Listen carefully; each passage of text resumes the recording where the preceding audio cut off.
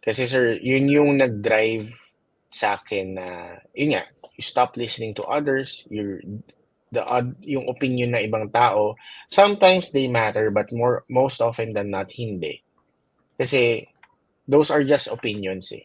Ikaw pa rin kasi talaga ang, kumbaga, buntot mo, hila mo, di ba? Hindi naman porket nagbigay sila sa iyo ng advice, tapos ginawa mo, tapos pag hindi nag-work, pwede mo silang sisihin eh. Hindi eh. It doesn't work that way. Kaya importante sa akin yun eh. Nag-work sa akin yung advice na yun eh. Kasi doon ko na-realize na whatever triumph, whatever success or failure I get, it's just me. Ako at ako lang. Wala akong pwedeng sisihin. Kahit pa sabihin natin maninisi ako, sisisihin kita. Eh, anong gagawin nun? Ano mangyayari doon pag sinisi mo siya? Babalik niya ba yung pera mo? Babalik niya ba yung oras mo, more importantly? No.